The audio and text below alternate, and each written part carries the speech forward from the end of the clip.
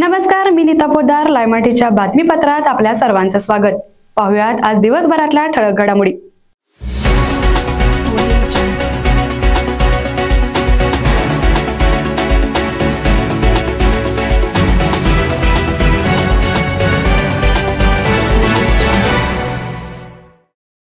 पंतप्रधान नरेंद्र मोदी यांच्या संकल्पनेतून 2020 साली स्वामित्व योजना जाहीर करण्यात आली होती. आज देशभरात 50,000 गावांमध्ये 65 लाख लोकांना या योजनेचा लाभ वितरित करण्यात आला असल्याची माहिती राज्यसभेचे खासदार धनंजय माडिक यांनी दिली. आदरणीय प्रधानमंत्री मोदीजी यांच्या संकल्पनेतून 2020 साली स्वामित्व योजना जाहीर करण्यात आलेली होती. आज देशभरामध्ये 50,000 गावांमध्ये 65 लाख लोकांना या योजनेचा लाभ वितरित करण्यात आलेला आहे. या योजनेच्या माध्यमातून शहराप्रमाणेच ग्रामीण भागामध्ये सुद्धा प्रत्येक व्यक्तीला आपल्या घराचं प्रॉपर्टी कार्ड मिळणार आहे. आपल्याला माहिती आहे, ग्रामीण भागामध्ये पूर्वी हद्दी निश्चित नसायच्या, बांधावरून किंवा हद्दीवरून वाद असायचे, कोर्ट मॅटर्स व्हायचे. कुठल्याही पद्धतीचा प्रॉपर्टी कार्ड किंवा पुरावा नसल्यामुळं त्यांना लोन मिळत नव्हते. आज अशा पद्धतीचं प्रत्येकाचं वैयक्तिक प्रॉपर्टी कार्ड मिळाल्यामुळं या योजनेच्या माध्यमातून करोडो लोकांना त्याचा फायदा होत आहे. लोक आपल्या प्रॉपर्टी कार्डाच्या माध्यमातून बँकांकडून लोन घेऊन वेगवेगळ्या प्रकारचे उद्योग करतायत, आपल्या मुलांचं शिक्षण करतायत. आज बऱ्याच सक्सेस स्टोरीज कोल्हापूर जिल्ह्यामधल्या पाहायला मिळाल्या. कोल्हापूर जिल्ह्यामध्ये सुद्धा लोकांनी या योजनेचा लाभ घेऊन कर्ज उपलब्ध करून घेऊन व्यवसाय सुरू केलेले आहेत आणि त्यातून आपली आर्थिक उन्नती साधत आहेत. प्रधानमंत्री महोदयांनी आज इंटरॅक्शन करत असताना देशभरातल्या अनेक राज्यातील व्यक्तींशी, नागरिकांशी संवाद साधला. त्यातून सुद्धा त्याच पद्धतीनं लोकांनी आपल्या भावना व्यक्त केल्या आणि प्रधानमंत्री महोदयांचे आभार व्यक्त केलेले आहेत. मी कोल्हापूर जिल्ह्यातील तमाम नागरिकांना आवाहन करतो की आपण या योजनेचा लाभ घेऊन आपले कार्ड लवकरात लवकर आपल्या हद्दी निश्चित करून आपलं प्रॉपर्टी कार्ड घेऊन आपल्या परिवाराच्या उन्नतीचं साधन निर्माण करा. महाराष्ट्र शासन, प्रेस, आर्मी, पोलीस आणि इतर संघटनेच्या स्वयंघोषित प्रमुखांच्या नावाने फिरणाऱ्या काही गाड्यांचा सुळसुळाट झालेला बघायला मिळतोय. यावर लिहिलेल्या मजकुरामुळे आतमध्ये असणाऱ्या व्यक्तीच्या पदाच्या भीतीनं शक्यतो स्थानिक वाहतूक पोलीस अथवा इतर सुरक्षेच्या संबंधित व्यक्तीकडून तपासणी होत नाहीये. खरं तर सुरक्षेच्या दृष्टिकोनातून संबंधित व्यापी व्यक्तीच फिरतात का याची खात्री करणं गरजेचं आहे. सध्या गुन्हेगारी तसंच इतर तस्करी फार मोठ्या प्रमाणात होते. त्यामुळे पोलीस प्रमुखांनी या गाड्यांची तपासणी करावी अशा मागणीचं निवेदन आज युवा सेनेच्या वतीनं पोलीस निरीक्षक अजय टिके यांना देण्यात आलं. महावितरण कंपनीनं बालिंगा सबस्टेशनच्या मुख्य वीज वाहिनीच्या मासिक देखभाल दुरुस्तीचं काम सोमवारी हाती घेतलंय. बालिंगा योजनेतून पाणी उपसा सोमवारी 22 जानेवारी रोजी होणार नाही. त्यामुळे पाणी पुरवठा बंद राहील. 21 जानेवारीला शहरातील काही भागात अपुरा आणि कमी दाबानं पाणी पुरवठा होणार आहे. त्यामुळे नागरिकांनी पाणी काटकसरीनं वापरून महानगरपालिकेत सहकार्य करावं असे आवाहन महापालिकेच्या पाणी पुरवठा विभागाने केले. मलकापुरातील म्हाळसवडे परिसरातल्या गायरान क्षेत्रात वृक्षतोड करण्यात आल्या. या प्रकरणी ठेकेदाराकडून 11,58,000 रुपयांचा दंड आकारला जाणार असल्याची माहिती मलकापूर वनपरिक्षेत्र अधिकारी उज्ज्वला मगदूम यांनी दिली. गावामध्ये आपल्याला गायरान क्षेत्रामध्ये 406 झाडं तोडण्यासाठी परमिशन मागण्यात आली होती. तर त्याच्यामध्ये आपण 406 झाडं तोडण्याची परमिशन दिली होती. त्यामध्ये ग्रामपंचायतने ठराव करून अशा पद्धतीने ठेकेदाराला ती तोडण्यासाठी परवानगी मागितली होती. तर त्याच्यामध्ये गट क्रमांक 83 मध्ये आपण ती परवानगी देण्यात आली होती. त्याच्यानंतर जे काही तक्रार झाली त्याच्यामध्ये आपण 83 मध्ये जी झाडं तोडण्यात आली होती त्याचे पुढे आपण पासेस थांबवले, म्हणजे वाहतूक थांबवली आपण. हे प्रकरणाच्या ज्यावेळी कंप्लेंट आली आपल्याकडे, बरं कंप्लेंट आल्यानंतर असं लक्षात आलं की त्यांनी 83 सोडून 118 गट नंबरमध्ये सुद्धा तोड केली आहे. तर अशी एकूण 237 झाडं निदर्शनास आले तुटलेली. तर त्याच्यावरती आपण 5 सप्टेंबर 2024 प्रमाणे कारवाई केली.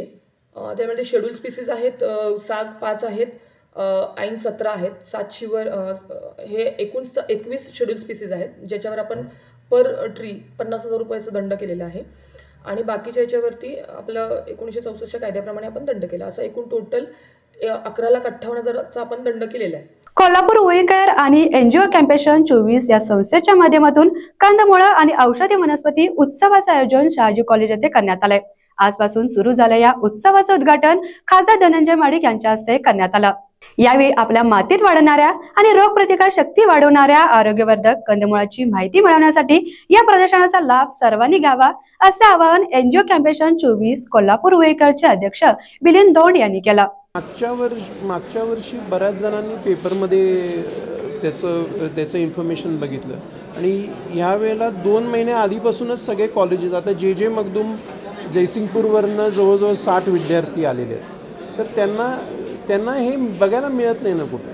जर कर्नाटकमध्ये, आपण तमिळनाडूमध्ये आम्ही सगळीकडे एक्झिबिशन्स अटेंड केले, तिथे मोठ्या प्रमाणात एक्झिबिशन्स भरवले जातात, पण तिथे स्पेसिमेन्स जे आहेत ते आपल्यापेक्षा निम्मे पण नसतात.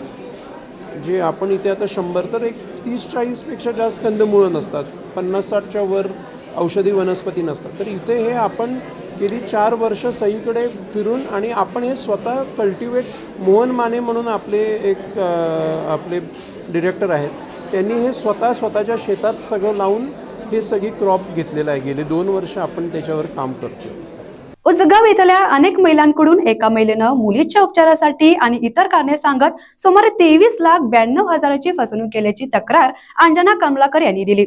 या प्रकरणी गांधीनगर पोलिसात नजमा नजीर अहमद मुल्ला वय सुमारे 35 राहणार जानकीनगर हिच्या विरुद्ध गुन्हा दाखल करण्यात आलाय. नजमाईनं मुलींच्या उपचारासाठी पैशाची गरज आहे असे सांगत अंजना कमलाकर आणि इतर महिलांकडून मार्च 2021 पासून वेळोवेळी रक्कम घेतली आहे. तसंच काही बँकेमध्ये या महिलांचे नावे कर्ज काढून ही थकीत ठेवली आहे. काही महिलांचे सोन्याचे दागिने घेऊन त्यावर कर्ज काढले आहेत. नजमा मुल्लांना आजपर्यंत 23,92,000ची फसवणूक केल्याचं फिर्यादीत म्हणलंय. या प्रकरणी अधिक तपास पोलीस करत आहेत. राज्य मंत्रिमंडळ विस्तारात स्थान न मिळाल्यानं राष्ट्रवादी काँग्रेसचे ज्येष्ठ नेते छगन भुजबळ हे नाराज झाले आहेत. जहा नाही चाइना वहा नाही रहना असं म्हणत त्यांनी उघडपणे नाराजी व्यक्त केली होती. यानंतर गेल्या काही दिवसांपासून ते सातत्याने नाराज असल्याच्या बातम्या समोर येत होत्या. मात्र आज राष्ट्रवादी काँग्रेस पक्षाकडून शिबिराचं आयोजन करण्यात आलं होतं. या शिबिराला छगन भुजबळांनी हजेरी लावली होती. नाराजी नाट्यानंतर आज पहिल्यांदा छगन भुजबळ हे राष्ट्रवादी पक्षाच्या कार्यक्रमासाठी पोहोचले आहेत. त्यामुळे त्यांची नाराजी दूर झाल्याच्या चर्चांना उधाण आलंय. मात्र या चर्चांवर आता स्वतः छगन भुजबळांनी आपली प्रतिक्रिया दिली आहे. हे पक्षाचं शिबिर आहे, कुणाही व्यक्तीचं शिबिर नाही. मला काल सुद्धा जे आहे प्रफुल्लभाई पटेल हे 2 तास येऊन भेटले आणि त्यांनी सांगितलं थोडा वेळ तरी तुम्ही यायला हवं. महाराष्ट्र राज्य माध्यमिक आणि उच्च माध्यमिक शिक्षण मंडळाच्या मार्फत 10वी-12वीच्या परीक्षेला बसणाऱ्या विद्यार्थ्यांच्या हॉल तिकीटवर काही बदल करण्यात आल्यात. यामध्ये हॉल तिकिटावर काही चुका झाल्या असतील तर त्या चुका शाळांच्या मार्फत दुरुस्त करण्यात येणार आहेत.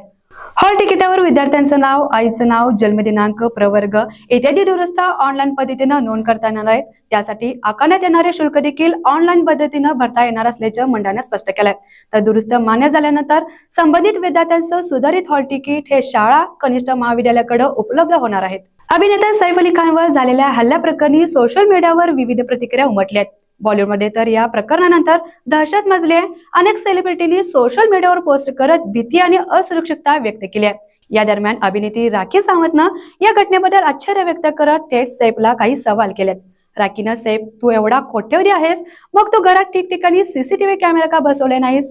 तुमच्याकडे एवढे नोकर चाकर आहेत मात्र सीसीटीव्हीच नाहीत असं म्हणत चक्क राखीनं सैफला बेडरूम आणि बाथरूम मध्ये प्रत्येक ठिकाणी सीसीटीव्ही कॅमेरा बसवण्याचा सल्ला दिलाय. हिंदी टेलिव्हिजन क्षेत्रातून एक धक्कादायक बातमी समोर येते. धरतीपुत्र नंदिनी या मालिकेतून घराघर पोहोचलेला प्रसिद्ध टीव्ही अभिनेता अमन जसवालचं वयाच्या 23व्या वर्षी मुंबईत अपघाती निधन झालंय. यावेळी अभिनेता अभिषेक मिश्रानं दिलेल्या माहितीनुसार अमन हा ऑडिशनसाठी जात असताना त्याला जोगेश्वरी महामार्गावर त्याच्या बाईकला एका ट्रकनं धडक दिली. त्याला तातडीनं कामा रुग्णालयात दाखल करण्यात आलं होतं. रुग्णालयात दाखल केल्यानंतर जवळपास अर्ध्या तासानं त्याची प्राणज्योत मालवली. अमनच्या अशा जाण्यानं टीव्ही क्षेत्रातून हळहळ व्यक्त केली जाते. तर या होत्या आजच्या ठळक घडामोडी. अशाच नवनवीन घडामोडी पाहण्यासाठी पाहत राहा लाईव्ह मराठी.